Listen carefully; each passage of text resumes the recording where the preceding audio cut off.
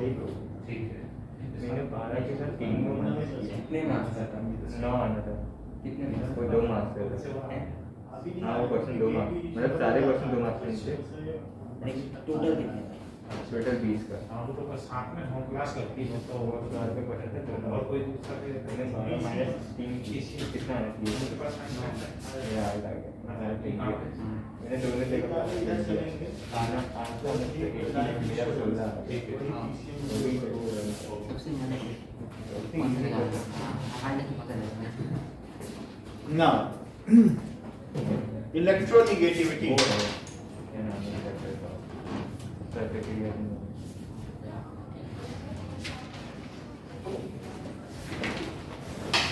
The tendency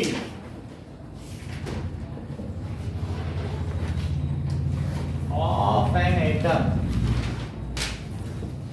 to attract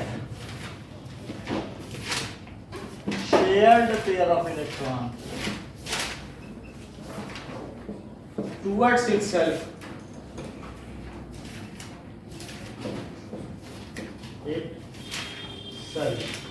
is called electronegativity.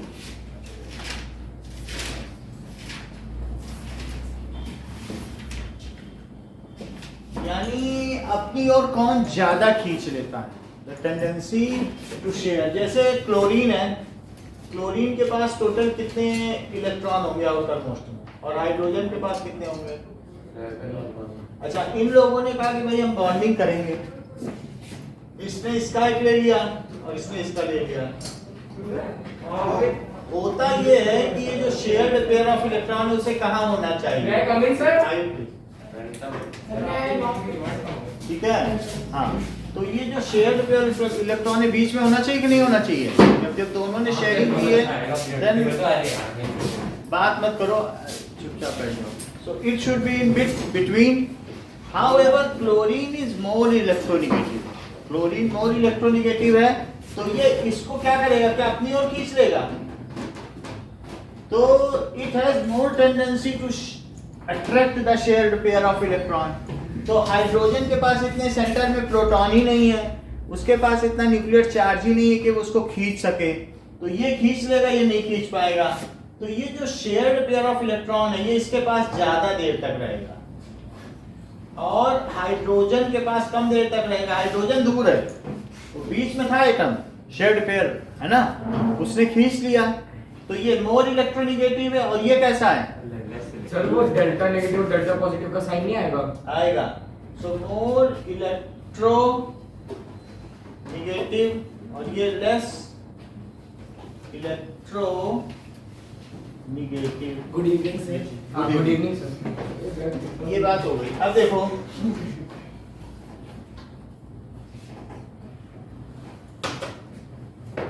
इसको इस तरीके से भी दिखाया जाता है कि इलेक्ट्रॉन क्लाउड ज्यादा समय किसके पास रहता है? क्लोरीन। और कभी कभी इसके पास चला जाता है। तो जब ज्यादा समय इसके पास रहेगा तो इसके पास एक एडिशनल इलेक्ट्रॉन हो जाएगा, तो इस पर पार्शियल निगेटिव चार्ज आएगा और उस पर पार्शियल पॉजिटिव चार्ज आ जाएगा। तो क्या इसमें दो पोल क्रिएट हो जाएंगे, एक निगेटिव पोल और एक पॉजिटिव पोल। तो इसलिए इस तरीके के मॉलिक्यूल को क्या कहेंगे? डाइपोलर। तो डाइपोलर मॉलिक्यूल।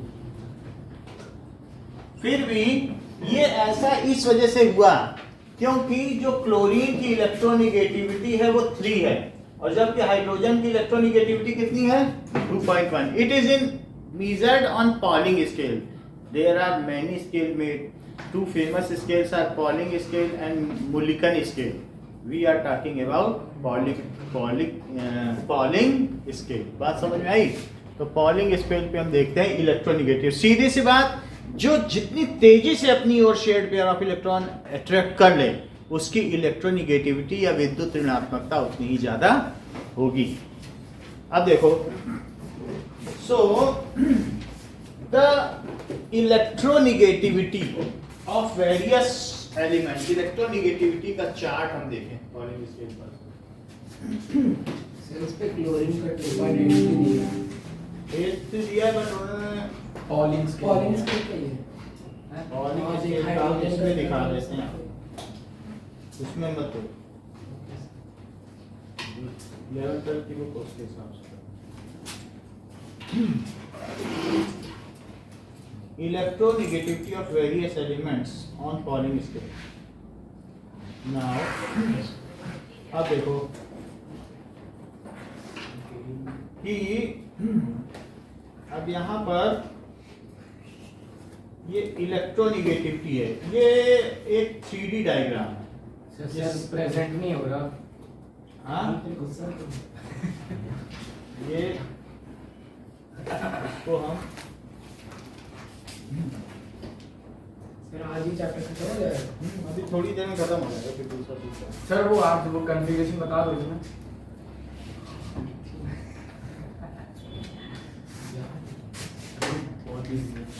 ये सब पिछले वीडियो में बताया है, SPDF, कोवैलेंट, ये सब तो पिछले वीडियो में भेजा ना आपके पास।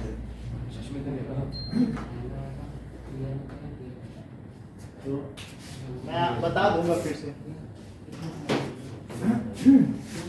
सही कह रहे हैं। आप बता देंगे। ये देखो, तो ये जो भी है इसमें ये सबसे हाईएस्ट किसकी इलेक्ट्रोनिगेटिविटी दिखाई दे रही है? फ्लोरीन की सबसे ऊपर। टीएम टीआई होता है, टीएन होता है। हाँ? टीएम टीआई होता है, टीएन होता है। क्या टीएम का वो टीआई तो टाइटेनियम है ना, 2 टीआई कैसे हो जाएंगे? तो बुक में दिया हुआ था, तो बुक में कर दो।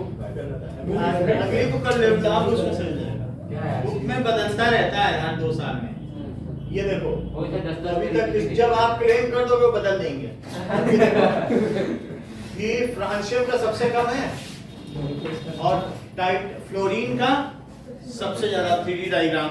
Now let us see electronegativity का की वैल्यू कितनी है, because we are interested in values. तो आप जरा इसमें देखो कि सर हीलियम की Na क्यों दिया? नॉट अ और ये कौन सी है? पॉलिंग स्केल लिखा है ना, पॉलिंग ऊपर लिखा है, पॉलिंग इलेक्ट्रोनिगेटिव।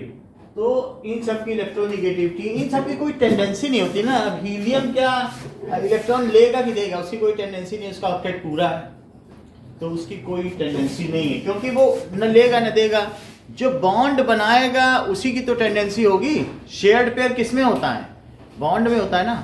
बॉन्ड ही कोई ना बनाए तो क्या शेयर्ड पेयर, फिर वो क्या खींचेगा? सर इसका ज़ेनॉन का दिया हुआ और उसमें नहीं दिया हुआ।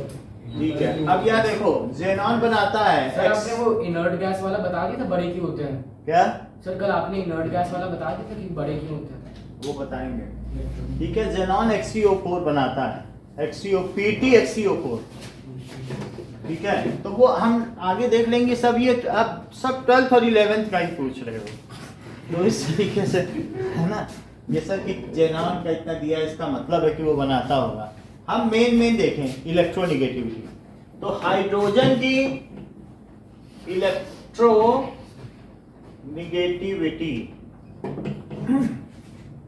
ऑन पॉलिंग स्केल, ये ऑन दिस बेसिस है। आयोनाइजेशन एनर्जी क्या होती है? बोलो। Sir, ionization energy is the energy needed to take the electron away from the atom so that it cannot come back to infinity. Most loosely bonded electron, most loosely bonded ही नहीं, most loosely bonded हो और अपनी ground state में हो। वो क्या? मतलब ऐसा ना हो कि वो एक्साइटेड स्टेट में पहुंच गया हो।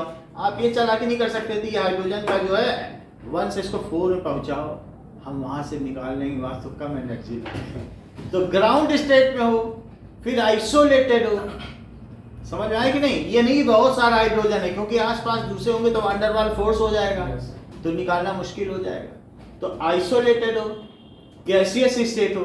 अब एक सॉलिड से हम सॉलिड से निकालेंगे, पहले पिघलाओ, फिर गैसियस करो और फिर निकालो, तो सब कहोगे ये सब मेरी आयोनाइजेशन में काउंट होगी, हमने तो पिघलाया है। तो ये चीटिंग नहीं चलेगी। सबको पहले किस में बदलो? गैस में। सबको दूर दूर करो, आइसोलेट, फिर सबको बोलो ग्राउंड स्टेट में पहुंचो, अब हम निकालेंगे तुमको। तो most loosely bonded electron in its ground state. Ionization energy is the energy required to dig out outer most electron permanently from a gaseous, ठीक है, आइसोलेटेड एटम। रिपीट करो। Sir, ionization energy is the energy needed to dig out the loosely bounded and isolated most loosely bounded isolated electron at its ground state to infinity. In gases state है, ground state and in gases state, ठीक है।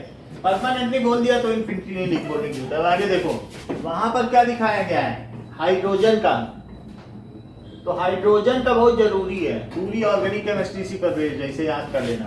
Leeway बकनॉफ में lithium का जरूरी है। Sir organic chemistry तो carbon में थी ना? है? कार्बन और हाइड्रोजन हाइड्रोकार्बन होती है, सारा उसी पे बेस्ड है। तो इसका 1.0 है, फिर 1.5, और दूसरा क्या है, लीवे बकनॉफ, ये सब याद करना है। ये 4 है, ये 3.5 है, ये 3 है, और इसके अलावा कार्बन 2.5 दिया इसमें, 2.6 होता है, अलग अलग स्केल में बदलने पे भी बदल जाएगा। बोरॉन की इतनी जरूरत नहीं है, पर फिर भी लिख लो 1.5। अच्छा, इसके बाद क्लोरीन की जरूरत है। क्लोरीन इसके नीचे आता है 3.0 या 3। इसके बाद सल्फर, सल्फर का कितना दिया हुआ है, 2.5। ब्रोमीन की जरूरत है 2.8 है, ठीक है, तो 2.8। और ये आयोडीन 2.5। इसके नीचे वाली भी ले लो, लीना के रब के ऊपर, ये बहुत इंपॉर्टेंट है। लीना के रब CS पर, तो इनमें कितनी कितनी है, 0.9, 0.8, 0.8, 0.7, 0.9, 0.8 और 0.6। एक्टिव मेटल कितने कम क्यों है इलेक्ट्रॉन? एक्टिव मेटल की, एक्टिव मेटल में मेटेलिक बॉन्डिंग होती है, ये बताएंगे, उनकी कोई टेंडेंसी ऐसी लेने और देने की नहीं होती है, ठीक है ना। एक्टिव मेटल्स में ऐसी कोई टेंडेंसी नहीं होती है। अब जरा देखो, इतनी बात हो गई, ये हमें याद रखना है, इससे ज्यादा नहीं याद रखना है। तो याद रखना पड़ेगा। इसी के बेसिस पर आपको बहुत सारी केमिस्ट्री आ जाएगी। अच्छा, अभी ना याद रखो, इसकी कोई इमरजेंसी नहीं है, बट अभी थोड़ा बहुत हम बताएंगे तो रिफर कर लेना। जैसे कि अगर आयनिक बॉन्ड क्या होते हैं, आयनिक बॉन्ड क्या होते हैं, इफ, ये ठीक कह रहे हैं कि ionic bond if difference in electronegativity,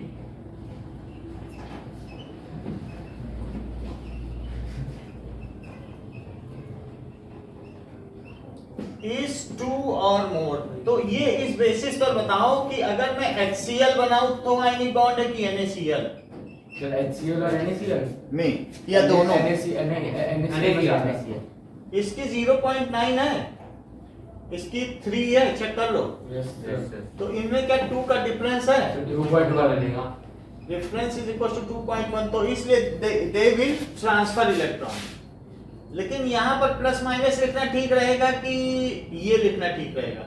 sir वही वाला, क्योंकि बात देख लिया। क्यों ऐसा है, क्योंकि ये कितना है 2.1 और ये कितना है सर 3, तो इसमें कितने का डिफरेंस है, क्या 2 या सर 0.9 0.9 का है, तो इसलिए यहाँ ट्रांसफर नहीं होगा। सर HF का सबसे, HF का देख लोगे तो भी नहीं हो पाएगा, ये भी बात सही है, बहुत अच्छी बात कही सर HF का हो जाएगा ना सर, वो बेस आपने बताया था स्ट्रांग होता क्यों है। इन्होंने कहा कि HF एक मॉलिक्यूल है और हवा में भी उठते हैं तो 6 HF मॉलिक्यूल उठते हैं, बड़ी बात कही है हम सब लोगों के लिए, दिस इज बिग डील।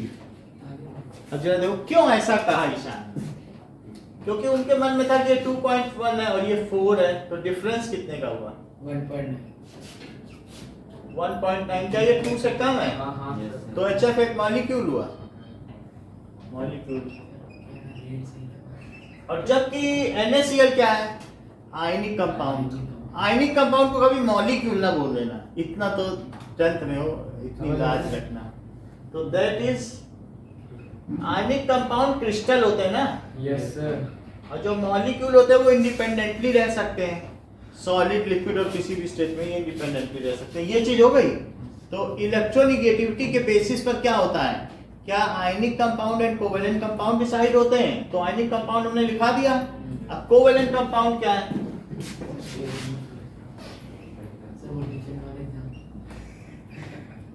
तेरे जैसा बच्चे चाहिए। कोवेलेंट कंपाउंड क्या होते हैं? जैसे कोवेलेंट कंपाउंड क्या होते हैं, पोलर कंपाउंड क्या होते हैं, नॉन पोलर कंपाउंड क्या होते हैं? तो सबसे पहले covalent compound, if the difference in electronegativity of the atoms, ठीक है, It is less than 1. Formed ये by chemical bond, combined by chemical bond, चाहे आयनिक बॉन्ड हो, चाहे केमिकल बॉन्ड हो, चाहे कोवेलेंट बॉन्ड, सब केमिकली बॉन्ड तो है। So if atoms involved in chemical bonding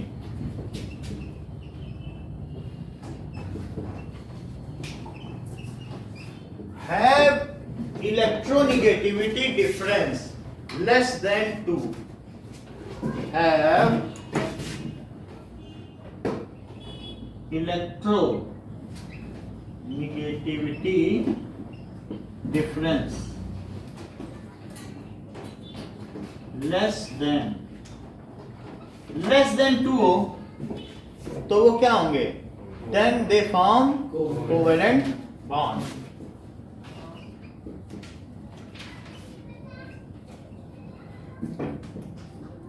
तो उनके कोवेलेंट बॉन्ड बनते हैं।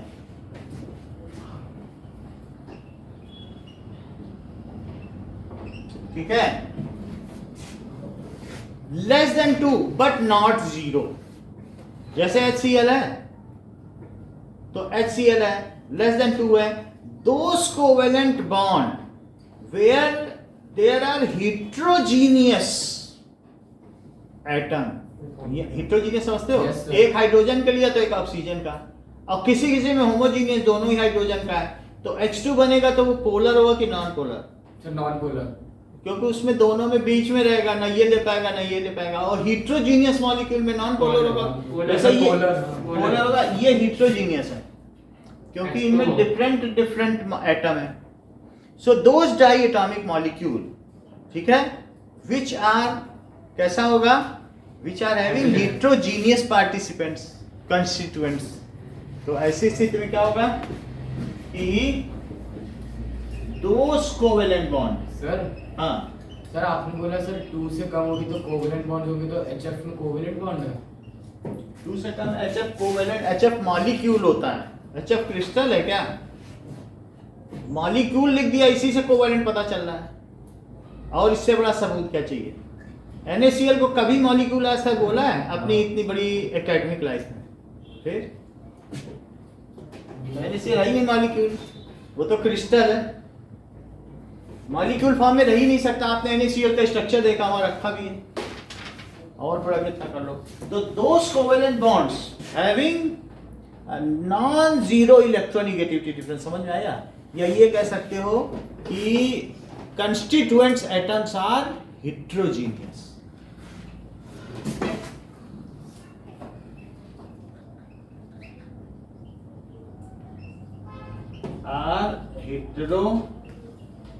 Heterogeneous have partial shift of shared pair of electron towards more electronegative atom। जो ज्यादा इलेक्ट्रोनेगेटिव है क्या वो मोर नॉन मेटेलिक है रजत?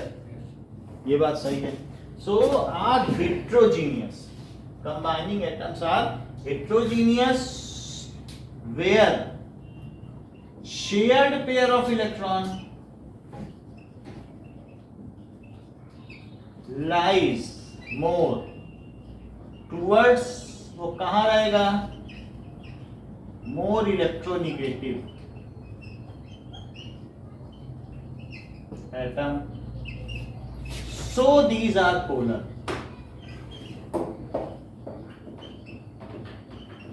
इसलिए ये पोलर हुए। इतनी बात समझ आ गई?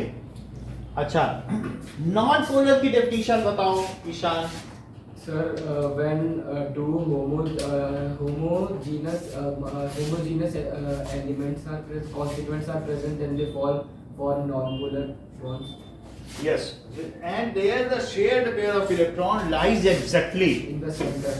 yes, तो वो बीच में लाई करेगा। O2H, O2N2. F2.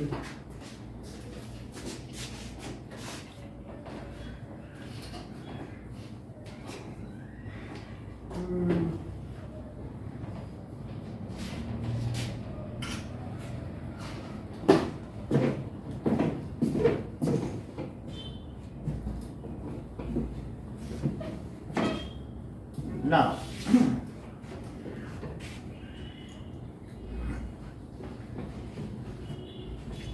अब जरा देखें कि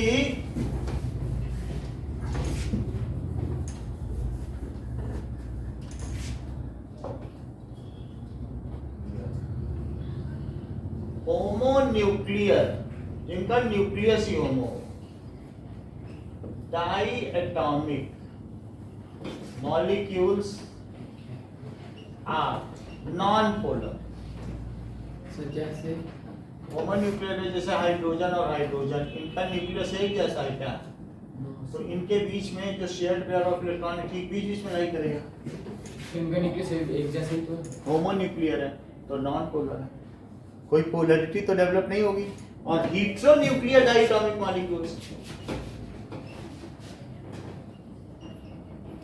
डायटोमिक मॉलिक्यूल्स और ये कैसे होंगे? पोलर जैसे कि हेटेरोन्यूक्लियर डायटोमिक मॉलिक्यूल्स में HCl, तो इसमें जो शेयर्ड पेयर ऑफ इलेक्ट्रॉन है वो किसके पास ज्यादा लाई करता है? क्लोरीन। क्लोरीन यहाँ ज्यादा है तो इस पे नेगेटिव चार्ज और इस पर positive charge. Polar molecule dissolve in water, water itself is polar, ठीक है कि नहीं? ये बात मालूम है कि नहीं? वाटर पोलर हमने बता दिया, एक्सप्लेन कर दिया। So polar dissolves in polar solvents and non polar dissolves in organic solvents. Organic में जैसे अगर आप देख लो पीरियोडिक टेबल के टेस्ट में वो मैन मेड एलिमेंट भी पूछेंगे क्या? ये देखो ये बाद वाले नहीं पूछेंगे, 113 से 100 वो मैन मेड वाले ना। ये देखो ये कैसा है? ये इधर देखिए, इट इज सिमेट्री, सिमेट्री है कि नहीं? हर एक के बीच में कितना एंगल है? ये तो डायमंड का 100 डिग्री। ये ठीक कह रहे हैं, 105 डिग्री सभी के बीच में। तो पूरा जो मीथेन का मॉलिक्यूल एक जैसा ही है, तो इस वजह से ये पोलर हुआ कि non polar? Polar. Non polar क्यों? क्योंकि सिमेट्री की वजह से। अगर एक कार्बन है और 4 आदमी बिल्कुल एक जैसे एंगल से खींचे, वो कहाँ जाएगा? कहीं नहीं जाएगा। ये मैं ये कह सकता हूं कि आप ये जानिए कि इन सब पे पोलरिटी रहेगी कि नहीं? बोलो, नहीं रहेगी।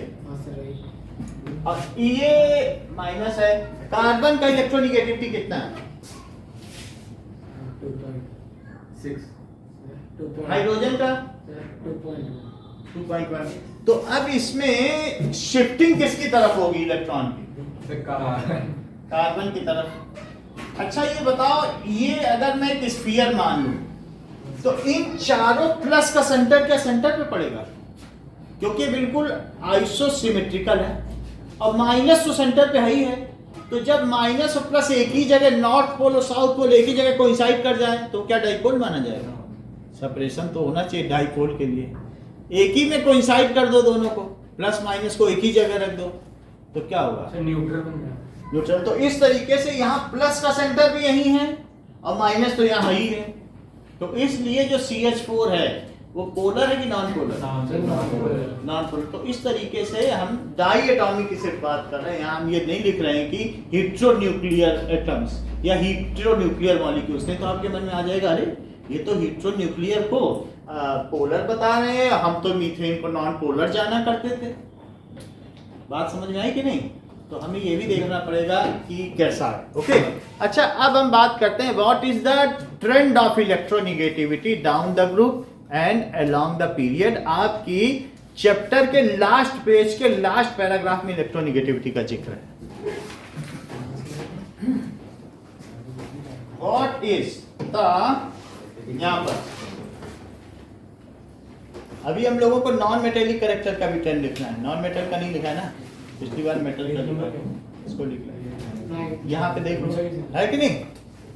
सो व्हाट इज, आखिरी पेज निकाल लो, बस आखिरी paragraph. Trend of electronegativity down the group and along the period.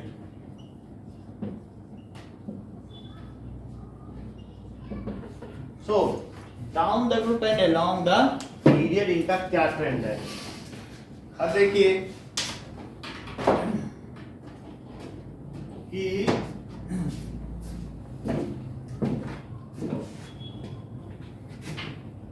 On moving down the group, अगर हम नीचे चलेंगे तो क्या क्या हमें मिलेगा, रेडियस कम हो बढ़ेगा, जाएगी सर, इलेक्ट्रोनेगेटिविटी कम हो जाएगी।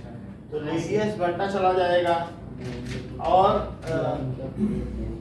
इंटर इलेक्ट्रॉनिक रिपल्शन या शील्डिंग इफेक्ट सर बढ़ जाएगा, बढ़ता चला जाएगा।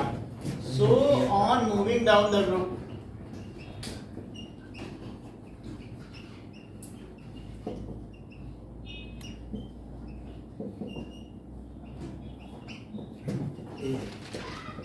Enter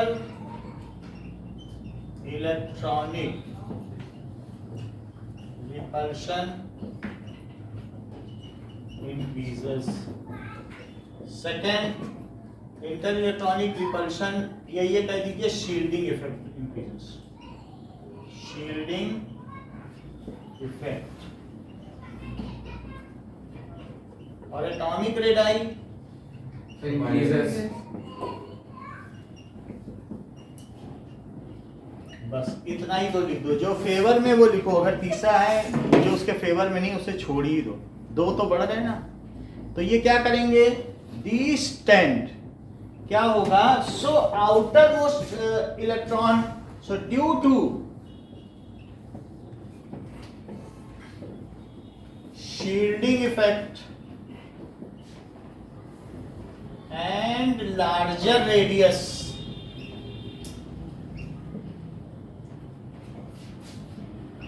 the shared pair of electron, ये जो इनकमिंग इलेक्ट्रॉन है, it is feeling more repulsion from center, दूर है ना, so the shared pair of electron is farther from nucleus, है ना। the larger radius down the group, अगर हम डाउन द ग्रुप जाएंगे, atoms have lesser tendency to attract, कह रहे हैं फ्रांसियम कह रहे हैं हम अपने ही साथ को नहीं संभाल पा रहे हैं, उन्हीं में रिपल्सन है, और तुम भेजे दे रहे हो 87 के आगे 88 इलेक्ट्रॉन, हम उसको क्या लें, उसके लिए कोई वो नहीं है ना, 87 का ही रिपल्सन इतना ज्यादा क्यों लेगा, इतनी दूर है कि नहीं। तो इस तरीके से lesser tendency to attract shared pair of electron towards itself, so these are, इसलिए क्या होगा, दीज आर क्या होगा, so electronegativity increases, electronegativity decreases down the group, धीरे धीरे नीचे चलने पर उनमें ये टेंडेंसी कम होती जाती है कि वो खींच लें, एक शेल दो शेल, अब इतना है भीड़ में तुम आखिरी वाले पे क्या ध्यान दे पाओ, है ना, तो उनकी टेंडेंसी इतनी दूर हो गया, कोलंबियन रिपल्शन, उसका अट्रैक्शन ही फेडेड हो गया। सो इलेक्ट्रोनेगेटिविटी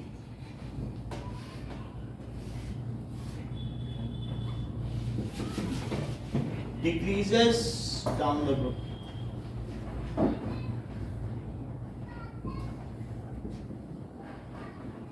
ये तो टेंडेंसी हो गई कि यहां पर हम देख रहे हैं कि ली ना के रब CS पर, तो यहां पर बढ़ रहे हैं electronegativity,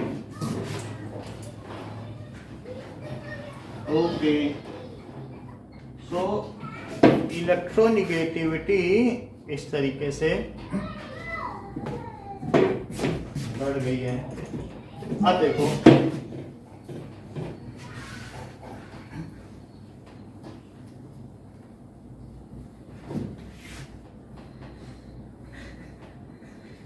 next is along the period Pranjal along the period क्या होता होगा? एटॉमिक रेडियस डिक्रीज होगा, से इलेक्ट्रोनेगेटिविटी बढ़ती है। हाँ। सर शील्डिंग इफेक्ट का कोई फर्क नहीं पड़ेगा। सही बता रहे हैं। वाह। ठीक है, क्या होता है? एटॉमिक रेडियस डिक्रीज डिक्रीजेस और nuclear charge increases. Shielding effect वही चीज शील्डिंग इफेक्ट कोई लिखे ना, क्योंकि वो तो वही रहता है। So these both factor contributes towards more attraction of the shared pair of electron, है ना? दीज बोथ फैक्टर, अगर चार्ज बढ़ता चला जाए सेंटर में, प्रोटॉन बढ़ते चले जाए और छोटा होता चला जाए, आगे चलने पे अगर छोटा होता चला जाए न्यूक्लियस, और बोलो इसी में तो आएगा नया एटम, नया इलेक्ट्रॉन इसी में तो आएगा, ये अच्छे से खींच पाएगा कि ये तो बीच वाला 3 प्रोटॉन लिए है लिथियम, और ये 9 प्रोटॉन लेके बैठा है, यही तो सर बताओ ये खींचेगा कि ये फ्लोरीन लाइन लीवे बताओ ये खींच पाएगा? So due to atomic decrease in atomic radius and increase in nuclear charge, ठीक है? So both these factors contributes towards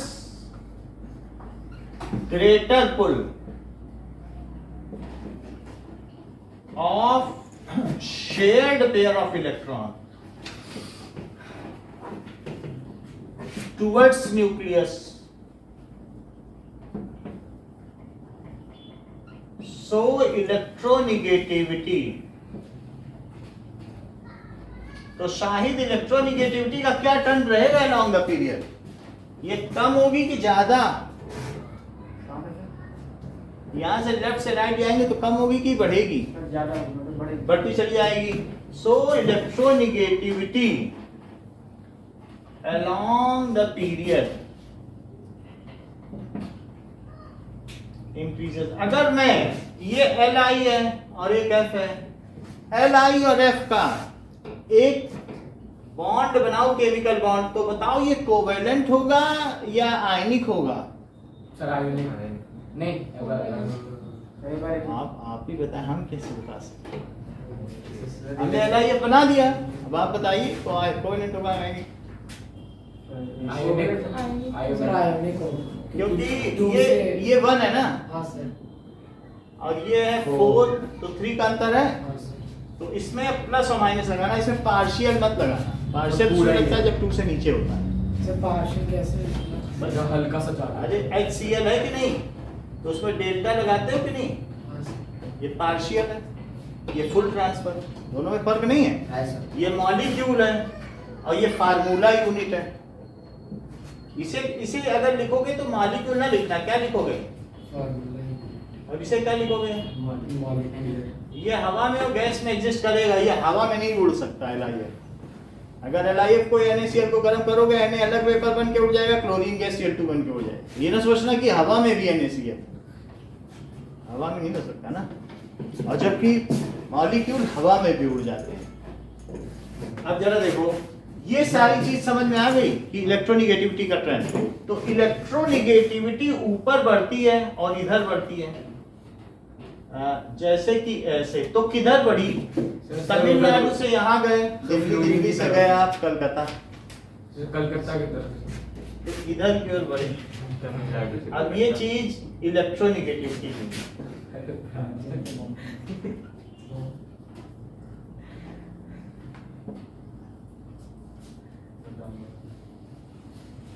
बादाम वाले आए नहीं। सर नॉर्मल है, बता ही नहीं पा रहे थे प्रांजल। कोई बात। चलो इतनी बात हो गई। Now we will see the trend of non metallic character, वो चीज रह गई है। तो non metallic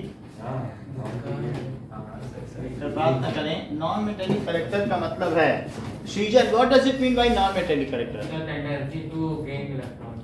Yes, the tendency of element to gain electron determines the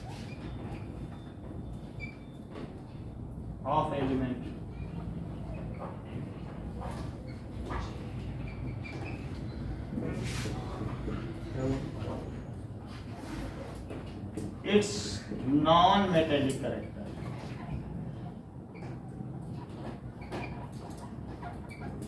अब हम इसका ट्रेंड देखेंगे. What is the trend of non-metallic character down the group and along the period?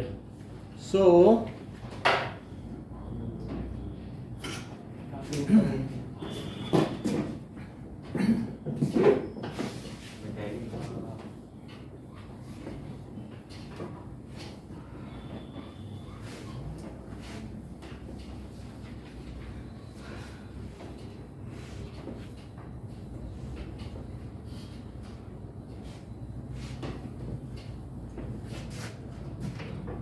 now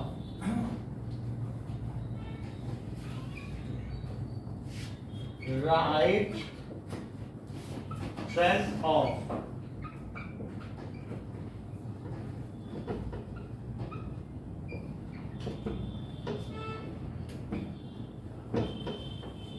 down the group and around the period.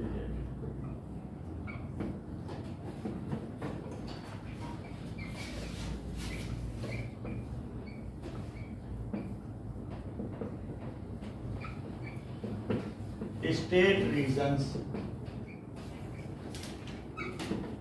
So, on moving down the group, transit क्या क्या होता होगा?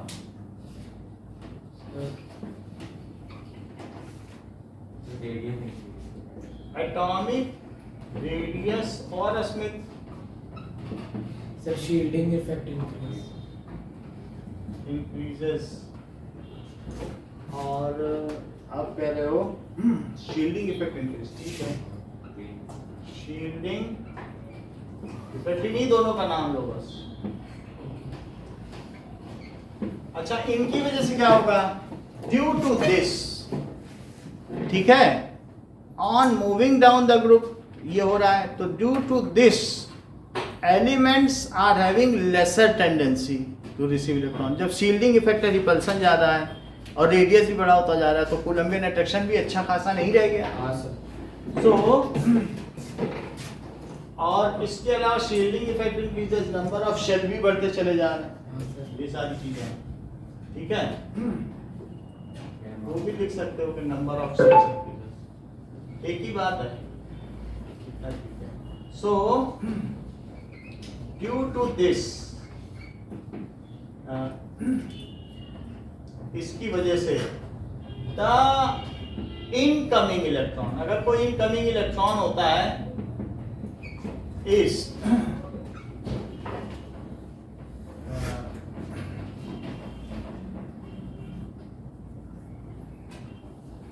element, due to this elements have less tendency. Less tendency का क्या मतलब है? To receive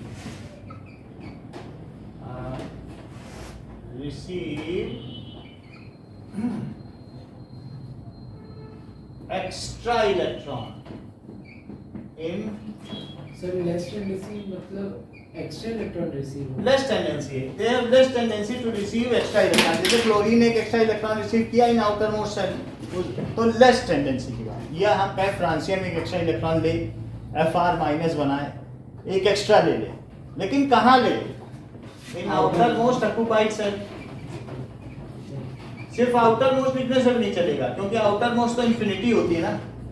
outer most occupied cell में उसकी लेने की जो टेंडेंसी है या प्रवृत्ति, वो घटती चली जाती है डाउन द ग्रुप, क्योंकि रिपल्शन है, सब कुछ ज़्यादा है. और इस वजह से क्या होगा? डाउन द ग्रुप उसका नॉन मेटेलिक कैरेक्टर निशान बढ़ेगा कि घटेगा? तो down the group non metallic character घटेगा. हाँ, सो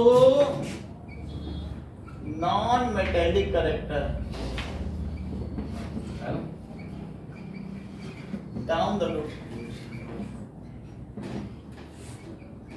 डिक्रीजेस. कहीं आप ऐसा तो नहीं कहना चाहते कि non metallic character and electron negativity का ट्रेंड सेम है?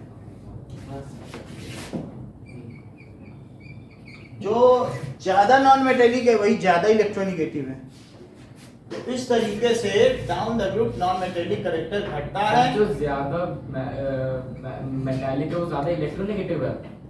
ये बिल्कुल सही इन्होंने कह दिया। सर आपने कहा सर अभी देख लो, ये मेटेलिक करेक्टर है और नॉन मेटेलिक किधर पड़ रहा है? नॉन है सब मेटल, लेकिन नॉन मेटेलिक करेक्टर ज्यादा किसमें है? लिथियम।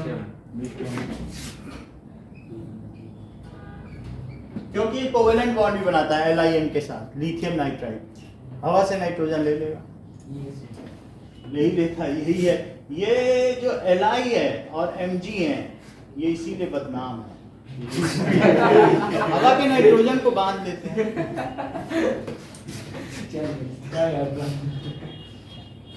ये बात सही है। तो आप देख रहे हैं non metallic character down the group घट रहा है ना। अब दूसरी चीज क्या है कि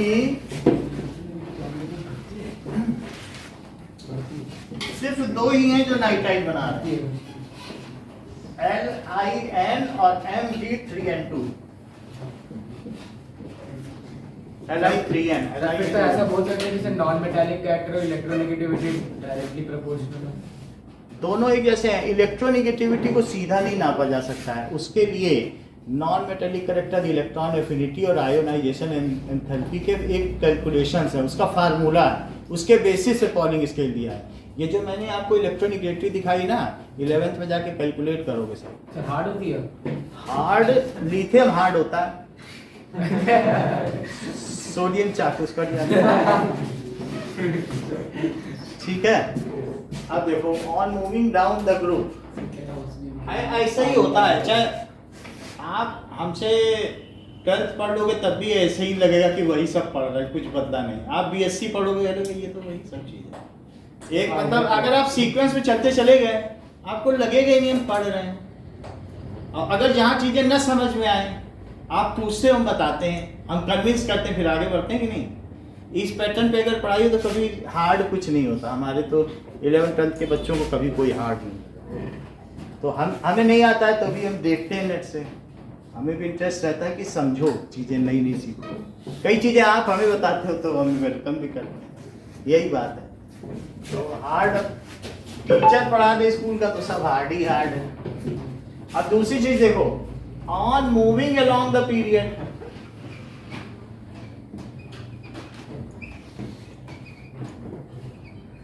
पीरियोडिक टेबल खत्म होने वाली कोई चीज हार्ड लगी इसमें? कुछ पता चला?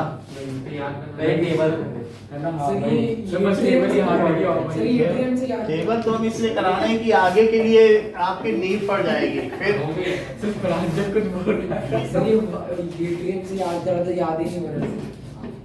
आपके लिए नहीं है वो, on moving along the period.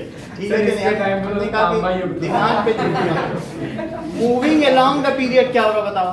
That is atomic radius decreases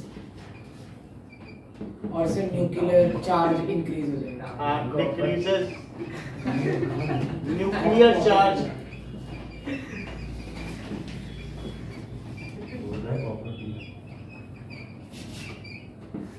इतना है ठीक है। एक्टिव मेटल तो याद है ना? हाँ सर। उतना ही लिख देना सर मेरे को यहाँ तक तो आपको तो पूरा का हुआ था टेस्ट लेंगे, पूरे कर लेंगे। इनके लिए भी तो सोचो। ये भी सोचो। ये तो भूल गया इसमें। विकास थोड़ी देर क्लास की बात नहीं, ज्यादा स्ट्रेस नहीं दे सकते ना किसी को। On moving along the period, ठीक है। एलिमेंट्स एट राइट, जो राइट होगी, बात ना करें, एट राइट है, जो राइट पे आएंगे। राइट पे कौन आएगा बताओ? फ्लोरीन, ठीक है, ये है। तो ली तो on moving elements at right, ठीक है, they have more just to receive the incoming electron. उनमें ज्यादा उत्साह रहता है। सो एट राइट, ठीक है, रिलीज मोर एनर्जी। भाई आप इसमें देख लो 341 किलो जूल एनर्जी रिलीज होती है पर मोल, और ये 56 कर रहा है। इसको उत्साह ही नहीं है और ये उत्साह कर रहा है। तो release more energy while receiving electron इसको कहते हैं इलेक्ट्रॉन गेन एंथैल्पी। इलेक्ट्रॉन के रिसीव करने पर जो ऊर्जा रिलीज हो उसको ये तो बताया बताया था ना, तो वो रिसीव कर लेता है तो मोर एनर्जी रिलीज करता है। एंड ठीक है, रिसीव कर लेता है while the elements at left are reluctant to receive electron। ये धीमे हैं, धीमे का मतलब अरुचि दिखाते हैं। while elements at left are reluctant to receive an extra electron,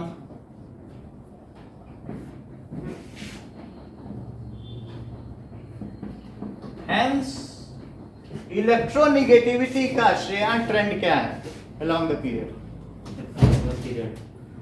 Atomic radius increases. Trend बता दो। प्रवृत्ति क्या है? नॉन मेटेलिक कैरेक्टर का क्या ट्रेंड है? Tendency to gain electrons. Tendency को गेन करता है, ये सही है। तो इस तरीके से extra electron, hence non metallic character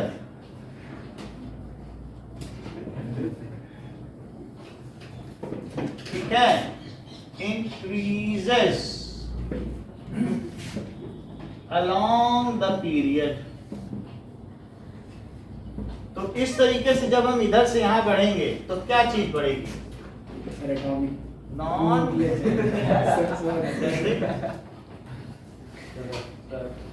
इतनी बात समझ आ गई? सो यहां पर हमने देखा कि इधर चलने पर क्या हुआ, नॉन मेटेलिक कैरेक्टर बढ़ा कि कम हुआ? ऊपर बढ़ा। जो नॉन मेटेलिक है उस फ्लोरीन से लेके एस्टाटीन तक, वहां भी एस्टाटीन मेटल हो गया।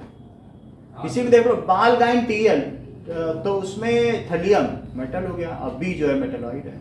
कसिगेशन पीबी देख लो, पहले नॉन मेटल बीच के 2 मेटलॉइड और नीचे के 2 टिन और लेड पीबी। टिन के कैन में तो पेप्सी भी पीते हो, और लेड के गिलास में पानी पी के रोमन मर गए। तो इस तरीके से नॉन मेटेलिक कैरेक्टर, और यहां पर इधर चलने पे नॉन मेटेलिक कैरेक्टर। ये समझ में आ गए कि नहीं? तो अब यहां पर आप यहां से संपत से रजत पे आए, वेस्ट बंगाल करिए कोई क्या ये है आप। तो इस तरीके से नॉन मेटेलिक कैरेक्टर ऐसे बढ़ता है।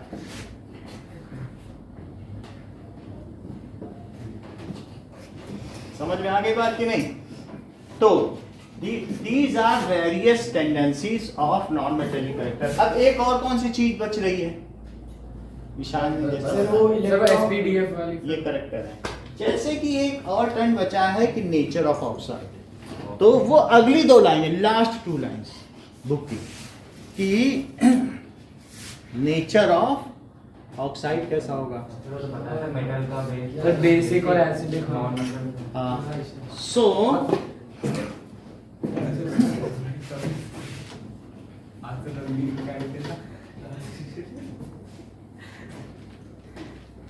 मेटल फॉर्म्स बेसिक ऑक्साइड, ये बात मालूम है? हाँ सर। और non metal forms acidic. Acidic oxides. तो जरा हम देखें कि मेटलॉइड्स क्या बताते हैं? मेटलॉइड्स में न्यूट्रल SiO2 है, बालू है, उसमें एसिड डाल दो, कुछ डाल दो, कुछ भी हो, बालू तो बालू ही है। So now nature of oxides, जैसे अगर हम ये कह दें कि लीना के ना करिए, लीवे बकनॉफ करिए, ली बकनॉफ, लीना मगासी पीएस कलर के साथ आल्स, ये ज्यादा ठीक है पीएस कलर, इसमें सब आ जाएंगे। सो ऑन मूविंग, जैसे ये है, इसका ऑक्साइड क्या है? क्या Na2O है? और वाटर डाल देने पे क्या होगा? बताओ। ये जो है इसका ऑक्साइड है, क्योंकि हवा में पानी तो होगा ही, तो क्या उसकी वजह से वो OH आयन रिलीज कर देगा, हाँ, सर। और इस वजह से क्या ये बेसिक ऑक्साइड होगा? बताइए। Yes, yes, sir. भाई अपना ऑक्साइड है, पानी की कमी तो नहीं है ना, वाटर रिटेंटिविटी है, हाइड्रोस्कोपिक है हमारा एटमॉस्फेयर, ह्यूमिडिटी है, तो इसलिए ये कैसा ऑक्साइड है? Basic oxide. कौन है बेसिक ऑक्साइड? Na2।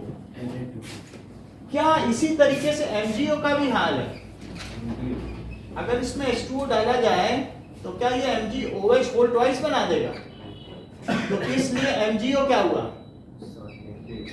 ये भी ठीक कह रहे हैं, बेसिक ऑक्साइड है, क्योंकि जिसका ऑक्साइड OH आयन रिलीज करे तो बेसिक ऑक्साइड हुआ। क्या एल्यूमिनियम का ऑक्साइड Al2O3 है? Yes, sir. तो अनीशा ये किस तरीके का ऑक्साइड है? एम्फोटेरेट। ठीक कह रहे हैं। M4 क्यों? क्योंकि ये HCl से भी रिएक्ट करता है और साथ में किससे करता है? अच्छा, HCl से रिलीज करेगा तो क्या बनाता है बता सकते हो? 2AlCl3 और प्लस देखो 2AlCl3 बना देगा, तो यहाँ 6 ले लें, और फिर ये ठीक कह रहे हैं ईशान, 2 रुपए का ये रेडी कर ले रहा हूँ भाई। इन्होंने क्या कहा कि उस चीज से आप प्रयोग कर सकते हैं। और NaOH जिसे कास्टिक सोडा भी कहते हैं, तो उसके साथ क्या बना? Sir sodium aluminate. Yes, sodium aluminate या सोडियम वही सही है। AlO2। ठीक है, Al2O3 अगर 2 लगा दिए और साथ में क्या बन गया? दैट इज 4 O चले गए, देख लो, और एक H2O और बन गया, तो ये कैसा हुआ? एम्फोटेरिक, क्योंकि वो एसिड से भी रिएक्ट कर रहा है और बेस से भी। दूसरा एम्फोटेरिक कौन सा था? Zinc. Zinc oxide. Zinc oxide, तो ये अभी बोल ही रहा है। एम्फोटेरिक। अच्छा, SI का बताइए। न्यूट्रल। SiO2 जैसलमेर की बालू, सैंड है, सैंड पे एसिड डाल दो, बेस डाल दो, कुछ भी डाल दो, कुछ फर्क नहीं पड़ता। तो इस तरीके से ये अगर एसिड बेस डाल देने पर ये न्यूट्रल, और नीना मग आलसी P sir S acidic colour, P से क्या बनेगा? P2O5। ये कैसा है? एसिडिक। एसिडिक है, क्योंकि जो P2O5 है इसको पानी मिल गया तो H3PO4 बना देगा। ठीक है, बाकी हम इसे वो कर सकते हैं जो भी चीज हो, बट ये वाटर से मिलके क्या बना देगा? Hydrogen triphosphate. हाँ, तो इस तरीके से यहाँ 6 ले लिया जाए, 3 ले लो, 8 हो गया, 3 5 8 हो गया कि नहीं? क्या आर्थो फास्फोरिक एसिड है? नहीं तो सिंपली बोलो तो फास्फोरिक एसिड। हाँ सर, ये सही है। जो आप बोलना चाहें। तो वो से आर्थो क्या था? ऑर्थो फास्फोरिक एसिड है, वो हम आगे बता देंगे ऑर्थो क्यों लगा है, बट अभी फास्फोरिक एसिड तो बोल सकते हो ना। अच्छा, अब ये देखो, ये क्या एसिड बना रहा है? क्या पानी से मिलके एसिड बना रहा है? Yes, तो इसका ये जो P2O5 है, इसका नाम क्या है?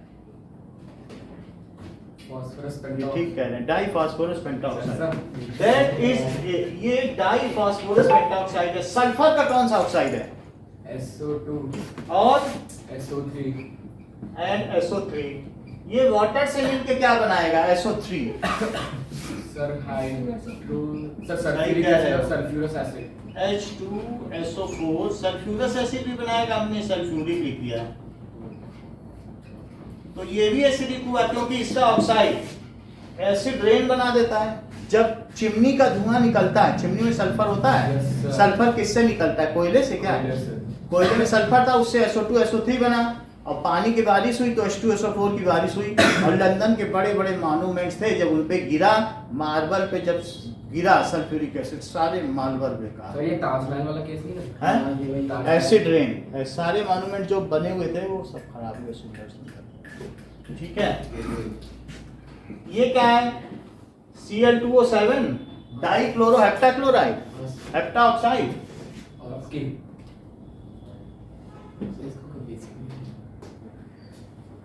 तो अगर इससे भी बनाएंगे, ठीक है, तो वाटर से रिएक्ट करके ये HCl दे देगा। और HClO4 भी दे देगा।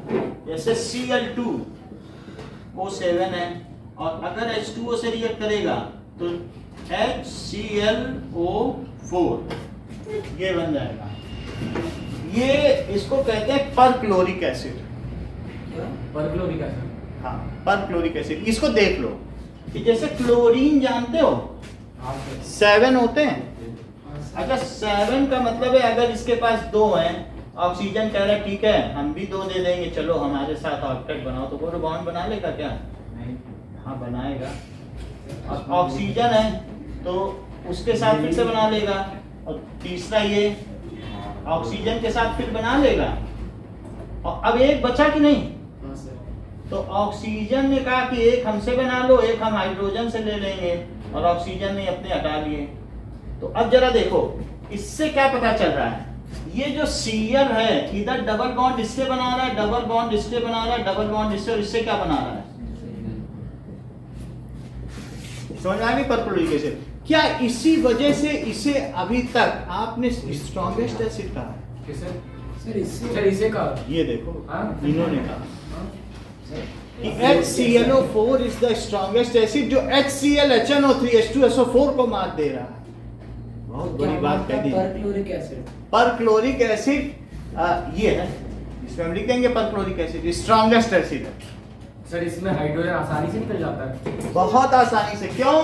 क्योंकि क्लोरीन से ये खींच रहा है, ये खींच रहा है, ये खींच रहा है। तो जब ये ऑक्सीजन है, ऑक्सीजन मतलब 3.5 की इलेक्ट्रोनेगेटिविटी, ये बात मालूम है क्या? और क्लोरीन की कितने की है? 3 की। ये सही है। यश की भी तो बात मानो ना। अच्छा ये बताओ, इसने इससे खींचा, इसने इससे खींचा, इसने इससे, सब क्लोरीन से सबने खींच लिया, क्लोरीन के पास कुछ बचा? तो क्लोरीन ने फिर इससे लिया, और फिर ऑक्सीजन ने कहा कि मेरे से भी खींचा जा रहा है, अब तुम चलो यहाँ से निकलो और अपना इलेक्ट्रॉन छोड़ के जाओ, अब तुम्हारा रास्ता। तो धोखा है धोखा दिया, इसलिए इसका नाम पड़ गया परक्लोरिक। तो इसमें जो गोल्ड होता है वो फ्लोट हो जाएगा क्या? तो जैसे रॉयल वाटर में गोल्ड हो जाता है ना सर, गोल्ड प्लेटिनम। नहीं, वो उसी में होता है, वो एक कॉम्बिनेशन। अच्छा अब आपको मैं यहाँ पर बता दूं, ये जो एलिमेंट्स हैं धीरे धीरे चलने पर, बेसिक बात ना करो, आता है तो भी बात ना करो, बेसिक ऑक्साइड, एम्फोटेरिक ऑक्साइड, और ये कौन सा हुआ? न्यूट्रल, और फिर उसके बाद एसिडिक। ये सब किस कैसे हुए? एसिडिक। एसिडिक। तो अब हम इस पे नेचर लिखें कि ऑन मूविंग, इसके बारे में आपसे कुछ नहीं पूछा जाएगा, ना रीजन पूछा जाएगा, बस आपको ये कहा जाएगा कि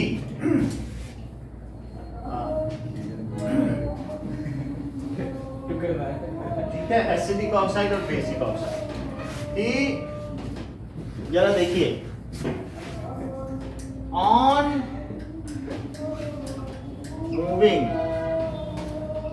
along the period, जो रिच होते हैं वो बेसिक होते हैं, कभी भी ये बात ध्यान रखना। NH3 को जानते हो? ये हम आपको बता दें, जैसे कई बार ये,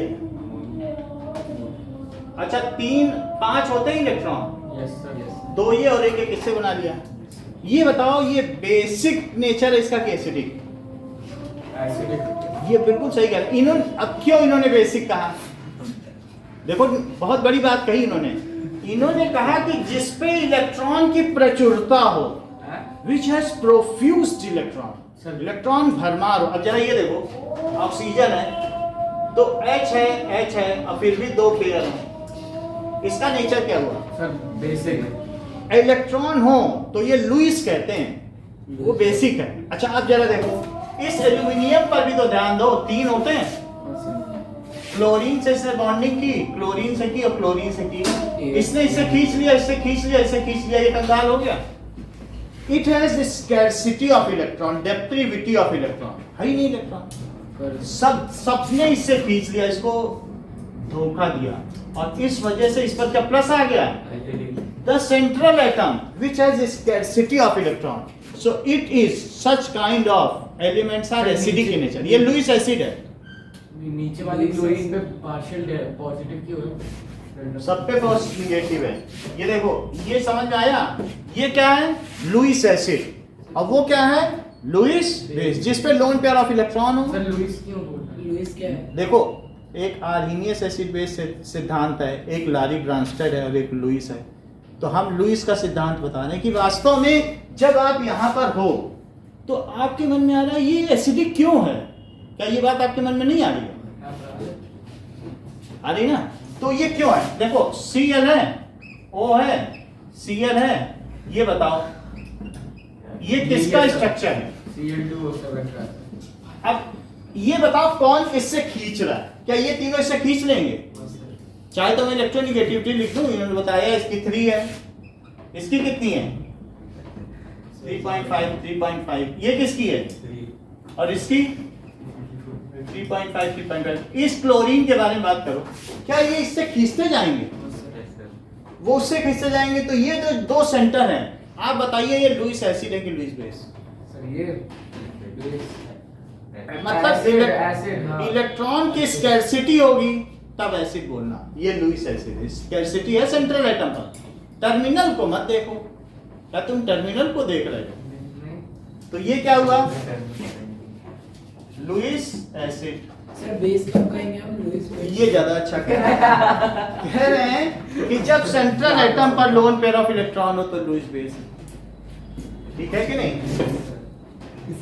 लुईस सिंगल इलेक्ट्रॉन हो तो सिंगल इलेक्ट्रॉन बहुत कम केस में होते हैं, जैसे NO में होता है, NO2 में होता है। फिर वो आधा बेसिक आधा बेसिक। ये सही है। मतलब ऐसे केस में उसका ऑक्टेट भी फुलफिल नहीं होता।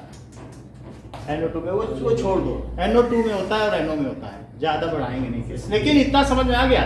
अब हम अपनी बात करें on moving along the period. याद रहेगा ना कि बेसिक क्यों है और एसिडिक क्यों है। अब क्या देखो, on moving along the period nature of oxide कैसा होता चला जाएगा? Sir basic acidic from basic to acidic.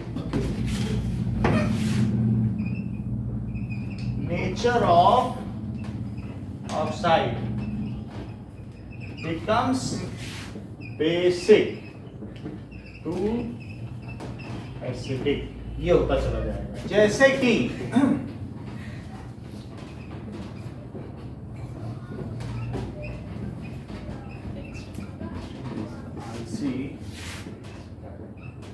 तो ये दोनों क्या हैं?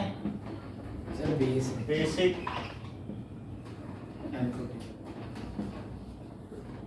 न्यूट्रल। और ये और 3 कौन से प्रांजल न्यूट्रल हैं? Sir boron. ये ठीक है। और बोलो 2 और। Sir carbon. ये ठीक है। अब सर जर्मेनियम, आर्सेनिक है। अच्छा 2 ऑक्साइड और 3 क्या बता रहे हैं? 3 कौन से और ऑक्साइड न्यूट्रल है? 2 तो इन्होंने बता दिए भाई। एक तो बोला SiO2 है। SiO2 क्या है? Sir silicon. Sir tellurium. ये ज्यादा अच्छा। प्रांजल की बात तो नहीं मानते हो। CO N2O NO। ये पिछले चैप्टर पढ़ा है ना, metal and non metals, types of oxide. वही न्यूट्रल है। ये न्यूट्रल है। ये सही बता, ये भी ठीक बता। न्यूट्रल अच्छा बताया। ये न्यूट्रल है। और Al2O3 और ZNO समझ में आ गई बात? बोल रहा था। हैं? अश्विन मर्क्यूरी बोल रहा था। इधर पारा खाओ। डेमोक्रेसी है, कुछ भी करो। UPSC books. अब देखो, इतनी बात समझ में आ गई कि ये बेसिक टू एसिडिक जा रहा है। Yes sir. लेकिन हमारा मेन कॉन्सेप्ट क्या है कि down the group oxide nature कैसा होगा? Down the group sir acidic. Sir same ही रहेगा। ये ठीक कह रहे हैं नहीं श्रीजन। नहीं यार। हां भाई आप उनकी क्यों नहीं बात मानते? जो लॉरेट हैं उनका अनुगमन तो करें। हम लेबर बन जाता। ठीक है। तो जैसा कि सीजन ने बताया, नीचे चलने पर ऑक्साइड्स और बेसिक होते चले जाएंगे। On moving down the group. है सर, आप लॉरेट कह रहे थे किसी को? हाँ तो है वो बेसिक ही बोल रहा हूँ मुझे। तो बोल रहा है कि down the group. Nature solution of oxides become more basic. More basic का क्या मतलब है? More basic is synonym means more metallic. जो ज्यादा मेटेलिक हो more basic. अच्छा हाँ अब एसिडिक नॉन मेटेलिक, इससे ज्यादा तो कोई फर्क नहीं कि नहीं. तो इस तरीके से मोर बेसिक होता चला जाता है, क्योंकि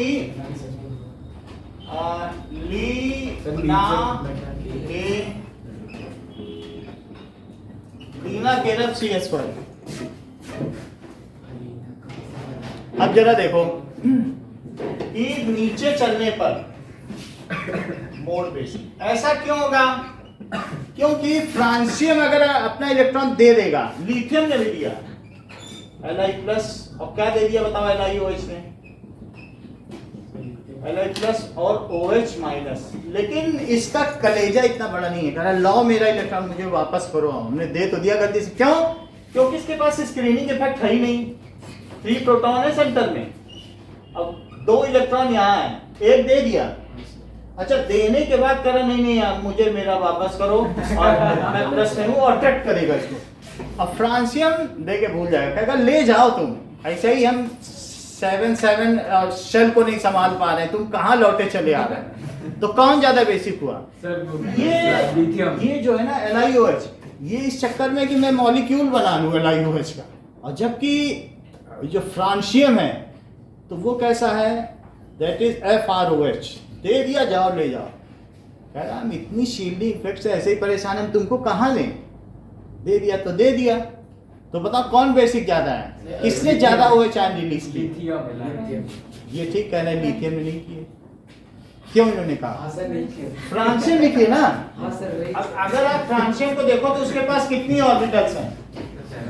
अगर ये एक इलेक्ट्रॉन रिलीज करे तो इसकी टेंडेंसी वापस लेने की होगी कि इसकी? कौन ज्यादा बेसिक है?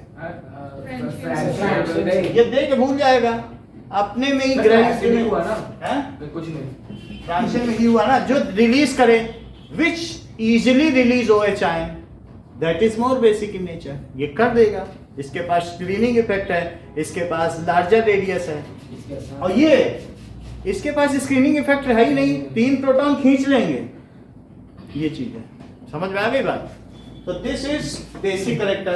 Now we will summarize. Sir SPDF. एक मिनट. तो जो पीरियोडिक ट्रेंड है उसमें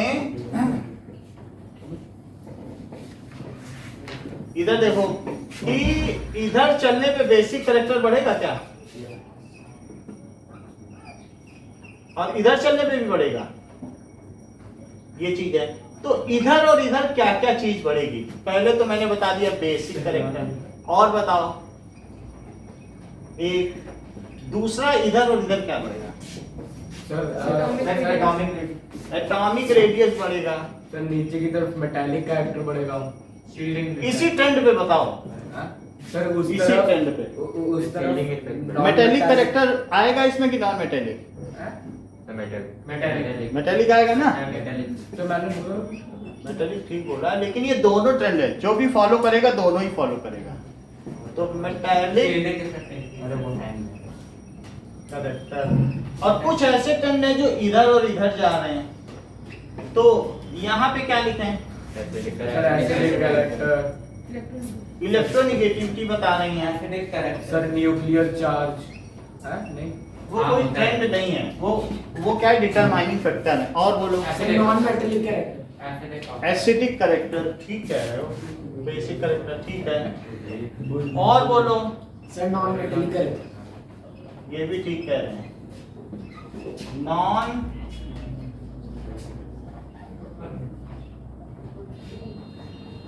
इतनी सारी चीजें. और कोई ट्रेंड भी है कि बस यही है?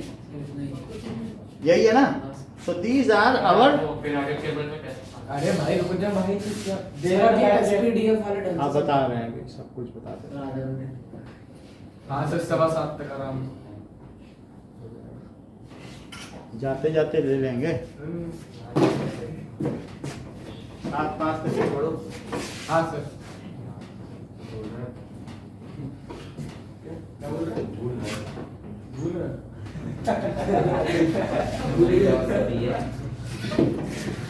अब देखिए कि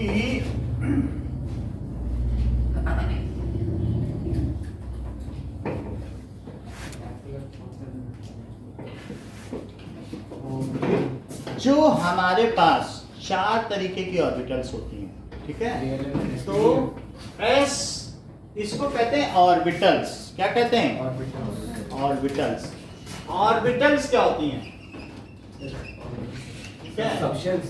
yes, it is a space. ये ऑर्बिट नहीं होती हैं, इट इज 3 डायमेंशनल रीजन, पूरा 3 डायमेंशनल। It is 3। सर आपको साइंस पढ़ने वाले अभी बताने वाले हैं क्या? सर वो साइंस को पढ़ा हाँ सर, वो हीलियम गैस वाला, मतलब इनर्ट गैस। वो भी बता देंगे तीनों चीज। इट इज 3 डायमेंशनल रीजन, ठीक है, इन विच probability of finding electron is 95% almost।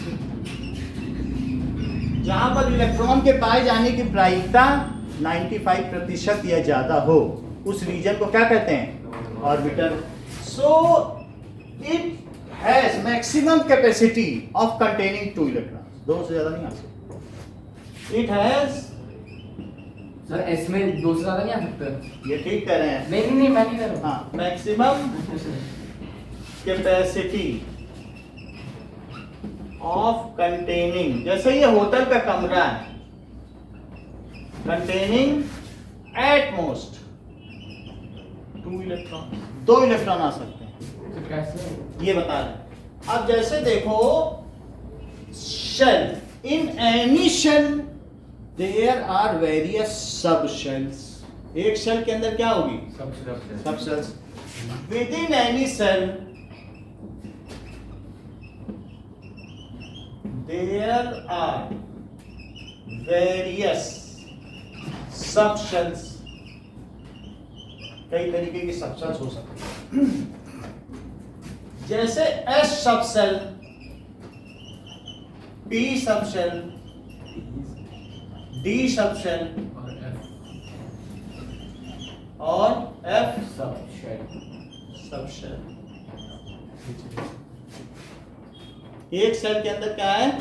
सब शेल का मतलब है उप ऊर्जा स्तर। एक है कि मेन एनर्जी लेवल, एक है सब्सिडियरी एनर्जी लेवल, ठीक है कि नहीं? सब्सिडियरी का क्या मतलब है कि एजीम्यूथल एनर्जी लेवल, मतलब कि उप ऊर्जा स्तर। तो अब जरा देखो कि सबसेल समझ में आ गया, एक लेवल के अंदर कई लेवल, ठीक है कि नहीं? तो अब जरा देखो कि हमारे पास एस सबसेल में कौन कौन सी ऑर्बिटल्स होंगे। इसमें एस ऑर्बिटल होंगी। एस सबसेल में कौन सी ऑर्बिटल होगी? अच्छा, पी सबसेल में 3 ऑर्बिटल होगी, पी एक्स, पी वाई और पी जेड। इसमें क्या होगा? D x y, d y z, d x z, d x square y square, d z square. D x square y square. हाँ, minus नहीं है? हाँ? माइनस नहीं है ना? नहीं।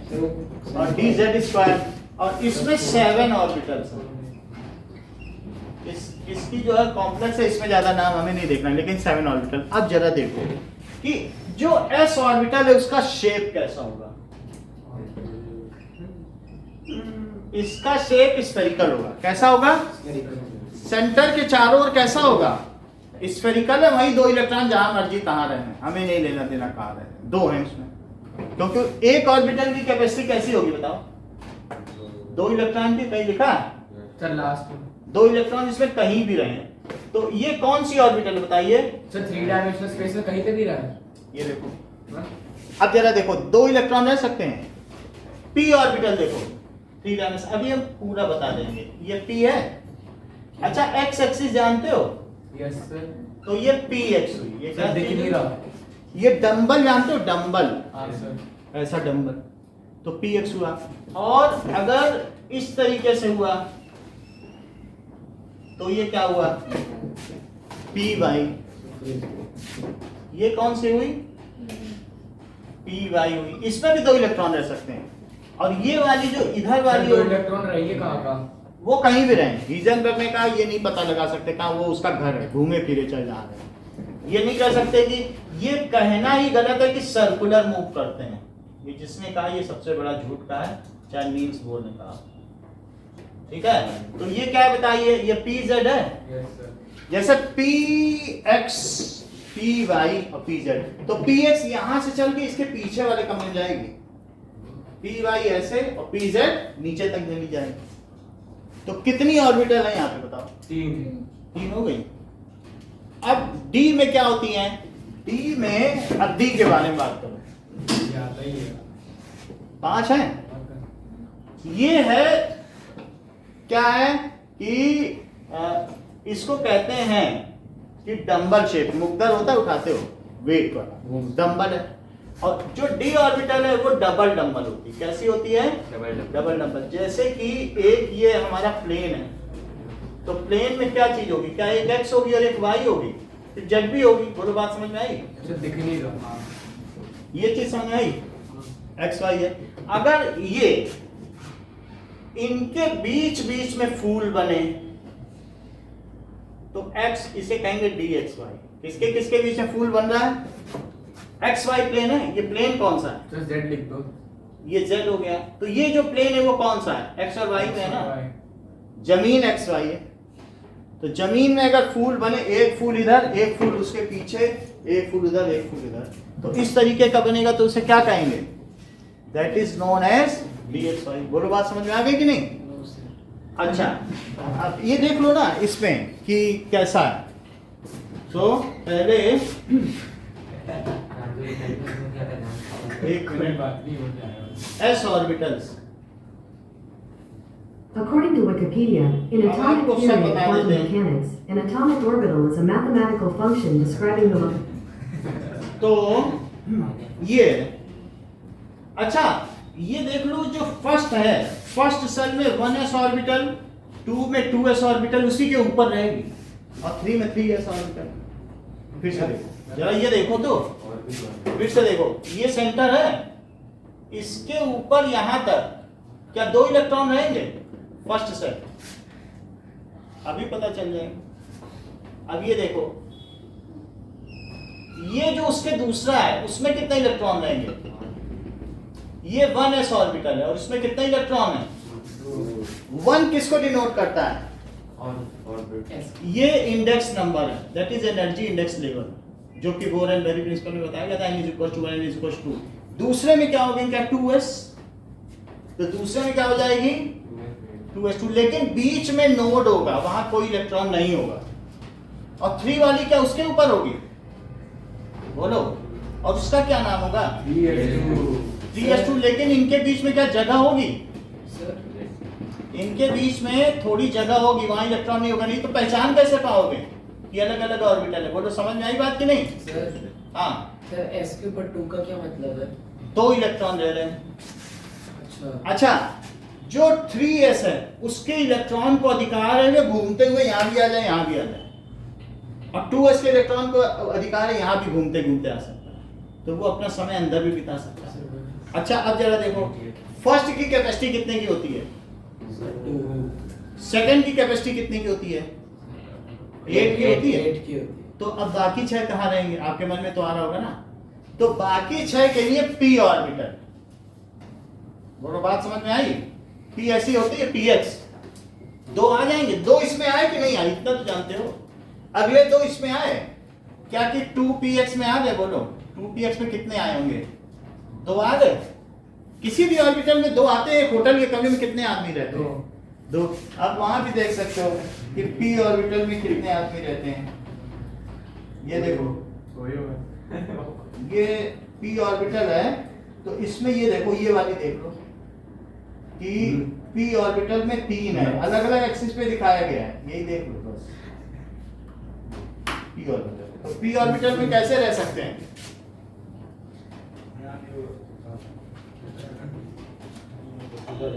चलिए कोई बात नहीं, इतनी बात समझ आ गई।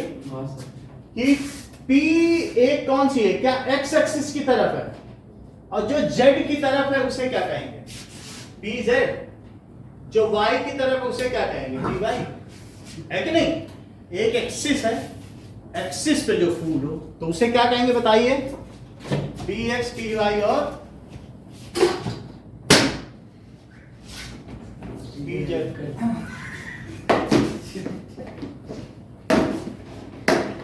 ये देखो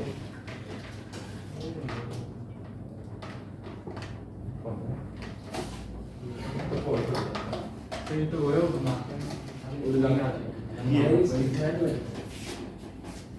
अब ये देख लीजिए, ये एक्सिस है, और एक्सिस में इधर अगर x पे हो तो px है, ऐसी होगी कि नहीं, और ये कौन सी होगी, py होगी, और ये कौन सी होगी, कितने मिला के इसमें इलेक्ट्रॉन हो जाएंगे, 6 हो जाएंगे। तो px हुई, अब यहाँ पे एक py बना दे, यस सर, और एक कौन सी बना दे, pz, pz। लेकिन px है 2py 2 और 2pz, इतनी बात समझ आ गई। इतना इसमें लिखने की जरूरत नहीं है, आप सिर्फ ऐसे दिखाओ कि मेरी पहली वाली में 1s2 है और दूसरी वाली में कितनी है बताओ, 2s2, और यहाँ पे बस फूल बना दो और कह दो I need not to explain it कि कौन सी px है, कौन सी py है, कौन सी pz है, लेकिन मेरी जितनी भी ऑर्बिटल है वो 2 में है, वो किसकी है बताओ, 1 में तो p आ ही नहीं सकती, उसकी तो कैपेसिटी क्या वहां p आ जाएगी, 6 तो कैपेसिटी है, तो 2 में क्या 2s2 और 2p6 आएंगे, 8 भाई 8 हो गए कि नहीं। 2p6 क्यों बोला, x में 2, y में 2, z में तो 6 ये हुए, और 2s में भी तो 2, ये s नहीं है 2 वाला, यस सर, और 2 इसमें भी तो डालो, 1 2 1 2 और 1 2, और 2 इसमें कहीं भी घूमते रहे, गोल गोल घर में घूमते रहे। तीसरे में आओ, अच्छा ये बताओ तीसरे में भी क्या 3s होगा, बोलो होगा कि नहीं, यस सर, लेकिन 3s की कैपेसिटी क्या होती है ये भी मुझे बता दो, 18 होती है। इसके ठीक ऊपर अगली कौन सी ऑर्बिट होगी बताओ, इसी को कोइंसाइड करती कौन सी होगी, क्या वो 3p होगी, बोलो ये कौन सी होगी, और इसमें भी वही चीज होगी, यहाँ इलेक्ट्रॉन यहाँ भरे होंगे, लेकिन जब यहाँ होगा तो बीच में क्या जगह छोटी होगी क्या, बताओ ये बात समझ में आई कि नहीं, छोटी नहीं होगी तो पता कैसे चलेगा, आपको लगेगा सब मर्ज हो गई है ना, वो हम उसमें दिखा भी देंगे आपको वीडियो में कि ये भरी है, बीच में नोड है, नोड का मतलब है एम्प्टी स्पेस। अच्छा ये बताइए अगर जो थर्ड है 3s2 के आगे मैं यहाँ क्या लिखूं, आगे 3p6, क्योंकि p में कौन सी ऑर्बिटल है, 3 है, 1 2 3 1 2 3 3 हो गई कि नहीं, तो इस तरीके से 6 हो गई उसकी कैपेसिटी, 3 कमरे हैं, मतलब आपसे उन्होंने कहा कि जाओ p वाले फ्लोर पे चले जाओ, वहां 3 कमरे हैं, सब में 2-2 आदमी लेट जाओ, नहीं कहेंगे, p फ्लोर पे 3 कमरे, और उन 3 कमरों में हर एक में कितने आदमी लेट सकते हैं, 2।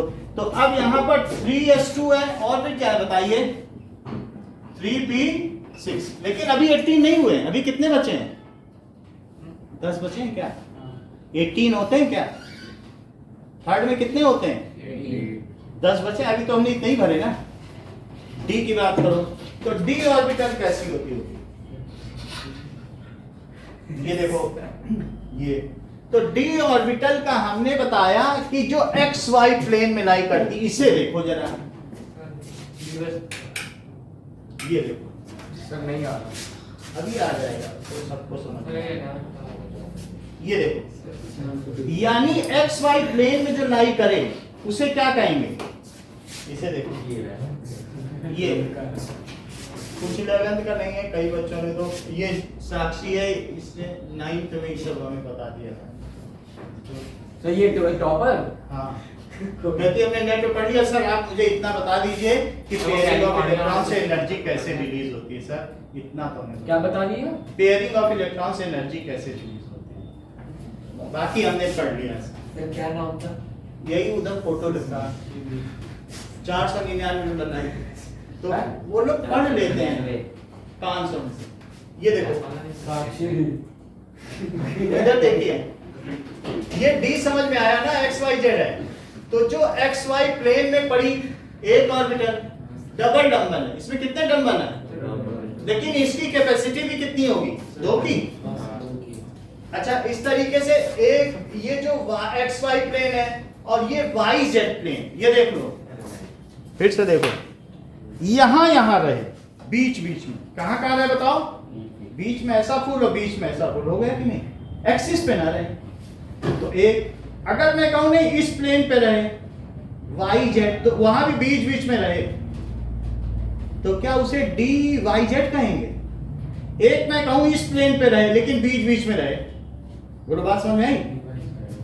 ये ले लो कुछ भी, वाई जेड ले लिया, और मैं कहूं बीच बीच में रहे, वहां भी दिखाया जा रहा है टीवी में, तो बीच बीच में रहे तो वाई जेड प्लेन में हुआ। अगर मैं कहूं नहीं एक्स वाई में रहे बीच बीच में, तो उसे डी एक्स वाई कहेंगे। और एक है जेड एक्स में, किसमें रहे, तो जेड एक्सिस और एक्स एक्सिस, ये है जेड एक्सिस, ये एक्स एक्सिस और ये जेड यहाँ है, तो 3 समझ में आ गए। देख लो, ये आप देख रहे हैं, ये जो है ये ऐसे है फूल, जेड और एक्स, यानी जेड और एक्स की जो बनेगी उसमें है, हम वहां पे दिखा दे रहे हैं, आप ये देख लो, लेट अस सी इट।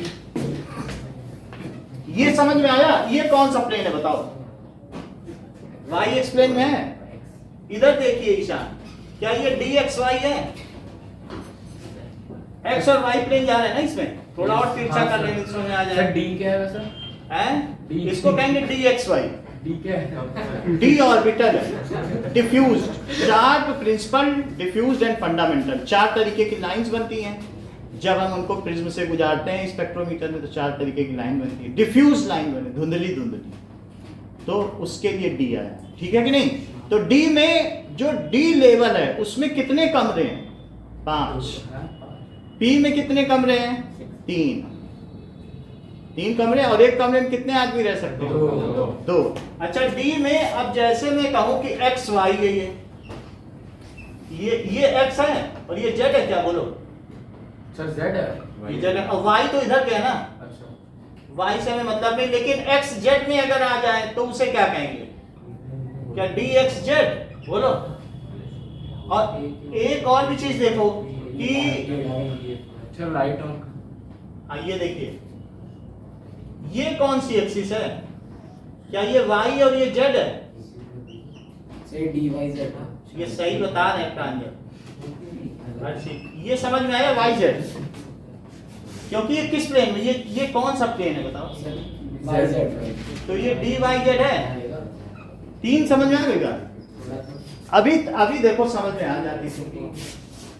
एक और बात बताओ, 3 जब आ गए तो चौथा कह रहा है हम कहाँ रहे हैं, हम तो 5 हैं, हम कहाँ रहे हैं, उन्होंने कहा कोई बात नहीं, तुम लोग अब चौथे वाले से कहा कि आप जो है मेरी सारी एक्सिस खत्म हो गई हैं और अब आप लोग इस पे रहो, ये एक्सिस तो खाली है, बोलो अभी तक इस पे कोई रहा, एक्स और वाई पर दिख नहीं रहा, चेक करो, इस पे कोई नहीं रहा है, इधर बीच बीच में फूल बनाए गए, इस पे नहीं बनाया ना, तो इसको क्या कहा, क्या एक्स स्क्वायर वाई स्क्वायर पे रहा, बोलो कैसे, क्योंकि एक्स और वाई पे सीधा सीधा रह रहा है, ये बीच में नहीं रह रहा। Sir x square y square क्यों, एक्स स्क्वायर वाई स्क्वायर उसको और आगे के क्लास में देखेंगे, बस ये एक्स और वाई पे रहा, एक्स एक्सिस और वाई स्क्वायर पे रहा पोजीशन में। आप इधर देखते जाइए, बाकी तो हमें मालूम है ना, आप समझ जाओगे, अभी अगली बारी में जैसे ही बताऊंगा समझ जाओगे, ठीक है। इतनी बात समझ में आई, सिर्फ ऑर्बिटल समझो, इसकी पोजीशन समझो। अच्छा 5वीं चीज, अब कह रहा है कि जेड की हमें कहाँ रखोगे, तुमने तो सारी ये बना ली और इधर उधर सब जगह रख लिया, तो इससे कहा गया तुम जेड पे रहो, लेकिन एक डंबल को डोनट बना लो। डोनट खाया है, हाँ एक डंबल पूरा रहे और एक को देखो सबसे ऊपर वाला, देखो सबसे ऊपर, क्या डोनट बना लिया। आप ये ये देखो कह रहा जी मेरे पास और एक्सेस नहीं है, बी बोल रहा एक जेड बची थी, क्या बची थी? तो कह रहा है एक उसमें रखो एक डोनट में रखो। So, उससे मतलब फायदा फायदा कुछ नहीं, बस 5 ऑर्बिटल है इसकी अलग अलग तरीके से। इसने क्या कर ली 5 ऑर्बिटल हो गई। अब डी में कितनी ऑर्बिटल है बताइए? 5 है और इसमें कितनी है? 7 ऑर्बिटल्स। अब इसके आगे समझो, इसके आगे समझ में आ जाएगा। इतनी बात समझ ली आपने 7 ऑर्बिटल। एस में कितनी ऑर्बिटल है? एस सबशेल में S subshell contain 1 orbital, P subshell contains 3 orbital. नाम मालूम ना भी हो 3 तो मालूम है। डी में कितनी ऑर्बिटल? हमें ओरिएंटेशन भी ना मालूम है कौन का, 5 तो है। और एफ में कितनी? 7। अगर हम ये कहें एफ ऑर्बिटल्स डायग्राम तो सिर्फ आप देख लें 7 कौन कौन सी हैं। F orbitals According to Wikipedia, the Beatles. F orbitals According to Encyclopedia.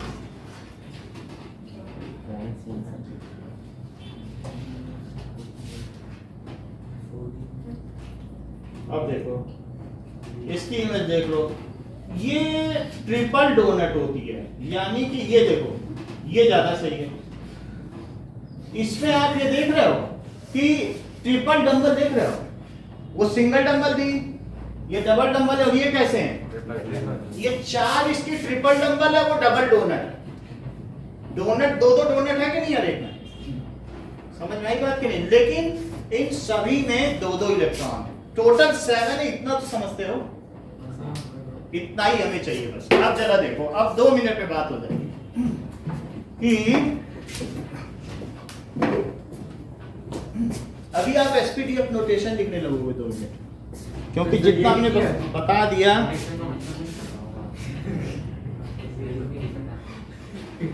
अभी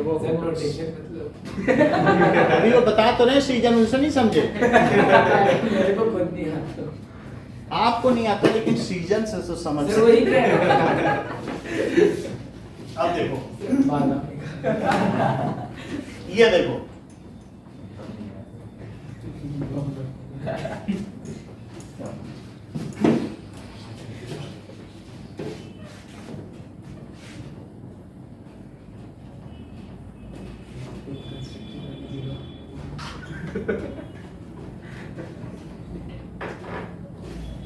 ना,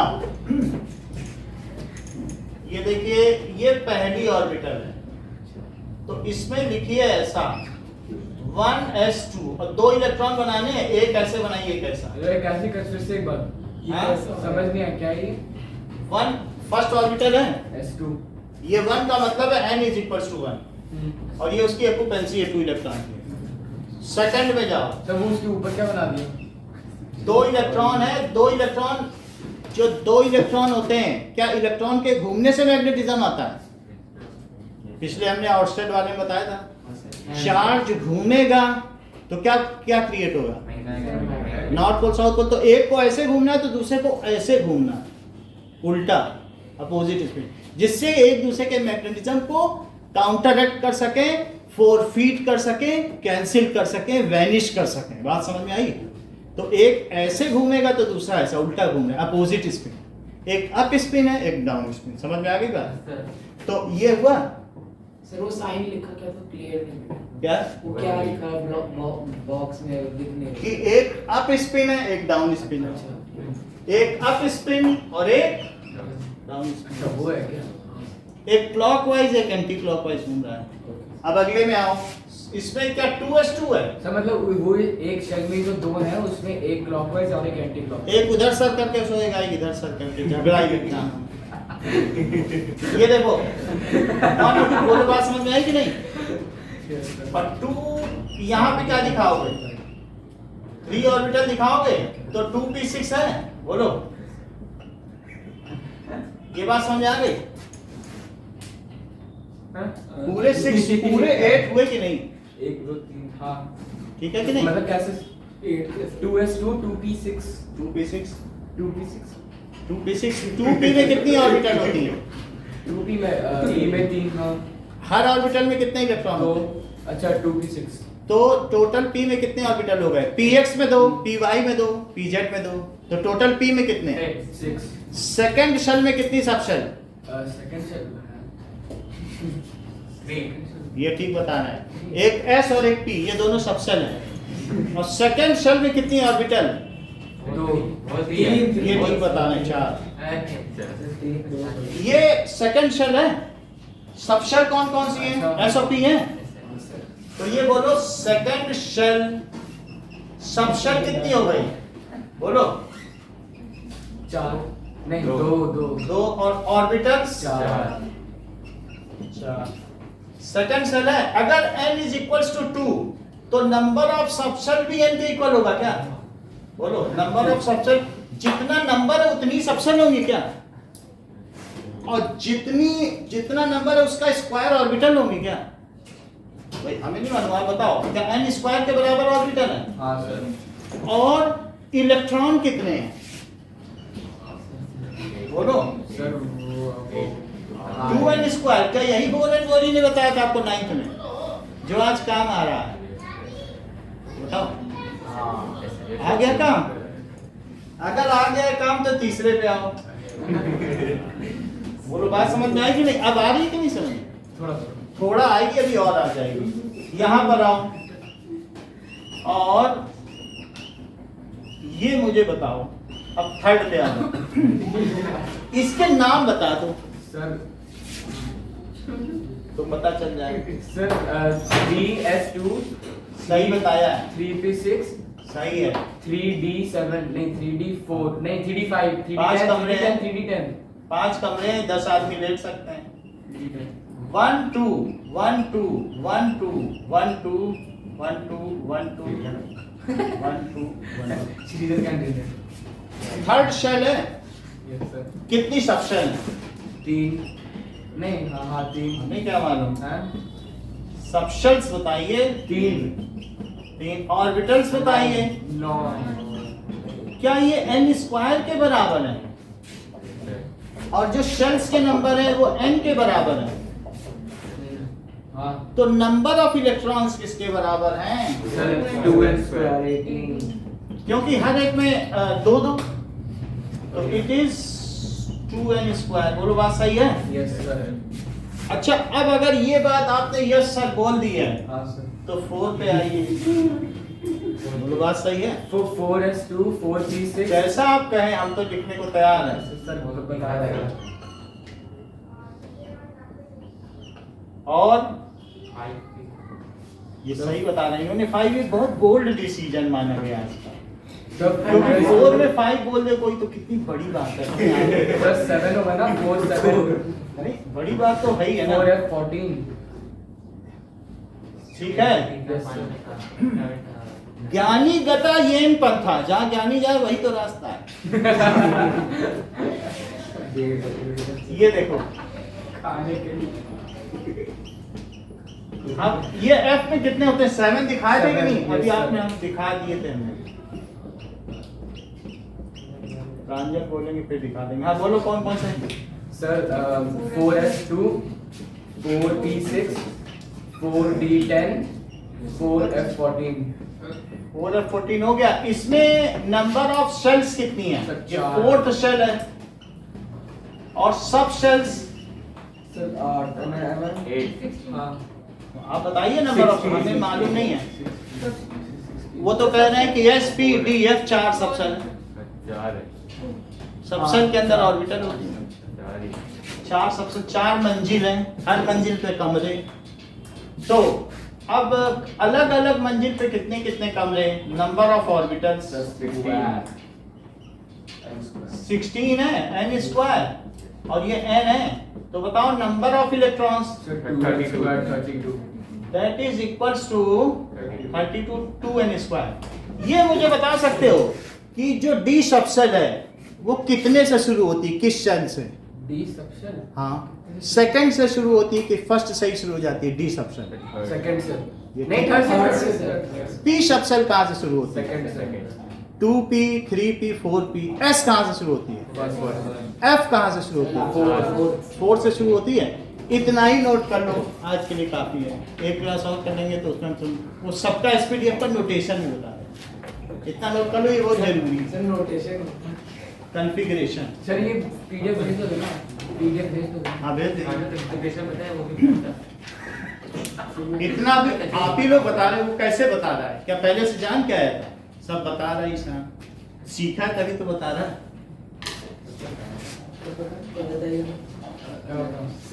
सब चीज उसने देखो फोन का सारा कॉन्फ़िगरेशन बता, कैसे बता दिया। सर ध्यान से सुन रहा। ध्यान से नहीं, ध्यान से तो प्रांजल भी सुनता है।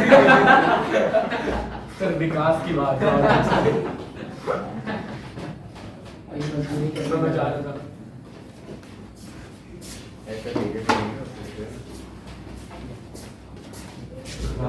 सर टेस्ट देना है अभी? अभी नहीं देना। कल नहीं है। इसके लिए की सीमा ऐसा ये वाले नहीं है, PDF करने लगा। Thank you sir. Thank you sir. बेचारा कहने लग गया मैं प्राप्त आज के याद किया आज का गया भाई एक ही गाने गा के वहां कैसे थैंक यू सर। वेलकम बेटा। Thank you sir. Thank you sir. हमने भेज दिया था आपने जो बोला था। हाँ हाँ